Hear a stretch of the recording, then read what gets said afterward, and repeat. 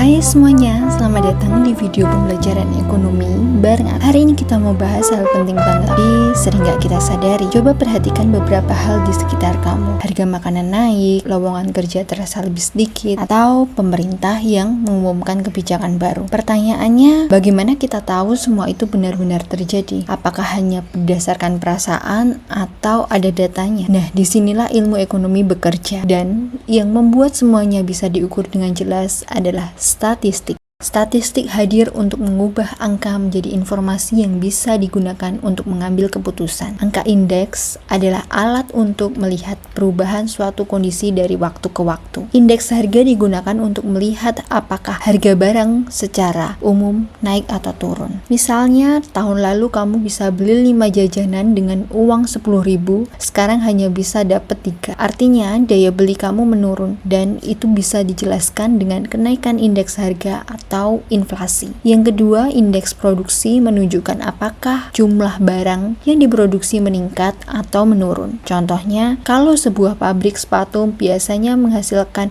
1.000 pasang per hari, lalu turun menjadi 600, itu tanda permintaan menurun atau kondisi ekonomi melemah. Dalam ekonomi banyak teori, tapi teori itu harus diuji dengan data. Contohnya, teori hukum permintaan. Jika harga naik, maka jumlah yang diminta akan turun. Contohnya, ketika harga tiket konser mahal, tidak semua orang jadi beli. Atau saat harga BBM naik, orang mulai mengurangi perjalanan. Jadi, statistik membantu menjawab pertanyaan penting, yaitu apakah teori ini benar-benar terjadi di kehidupan nyata? Dari sinilah kita mulai paham data itu penting untuk membaca kondisi ekonomi. Tapi pertanyaannya, setelah data diketahui, lalu apa yang harus dilakukan? Disinilah peran ahli ekonomi menjadi sangat penting. Ahli ekonomi tidak hanya menganalisis data, tapi juga membantu menentukan langkah apa yang harus diambil oleh pemerintah. Langkah pertama adalah menentukan tujuan yang ingin dicapai. Tujuan ekonomi secara umum yaitu mengurangi pengangguran, menjaga harga tetap stabil, meningkatkan kesejahteraan masyarakat. Contoh nyata, ketika banyak orang sulit mendapatkan pekerjaan, maka pemerintah akan fokus pada kebijakan penciptaan lapangan kerja. Setelah tujuan jelas, langkah berikutnya adalah menentukan strategi. Contoh kebijakan misalnya seperti subsidi ketika harga BBM atau listrik dibuat lebih murah agar masyarakat terbantu. Yang kedua, bantuan sosial seperti BLT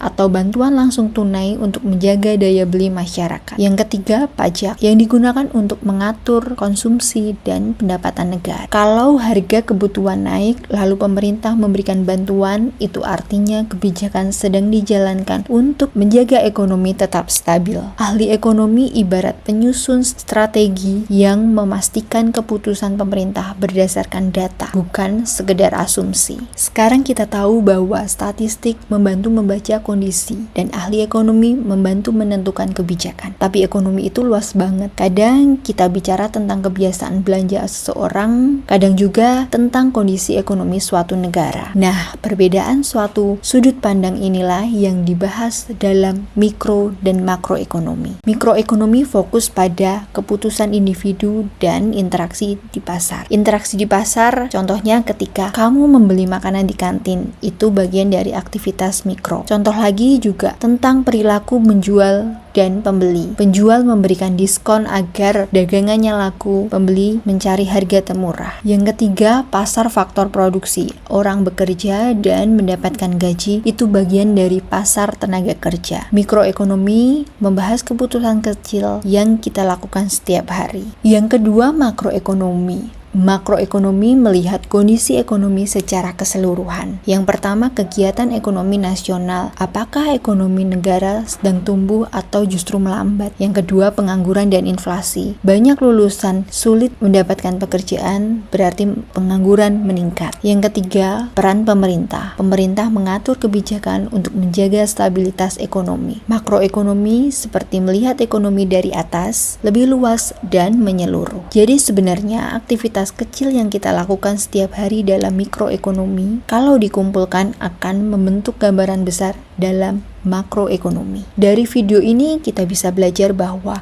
statistik membantu memahami kondisi ekonomi. Ahli ekonomi menentukan kebijakan dan mikro serta makro, membantu kita melihat dari sudut yang berbeda. Sekarang, coba kamu pikirkan, saat kamu membeli sesuatu hari ini, kamu sedang menjadi bagian dari ekonomi mikro, yang nantinya akan mempengaruhi ekonomi makro. Semoga video ini bisa membantu kamu lebih paham lagi tentang ilmu ekonomi.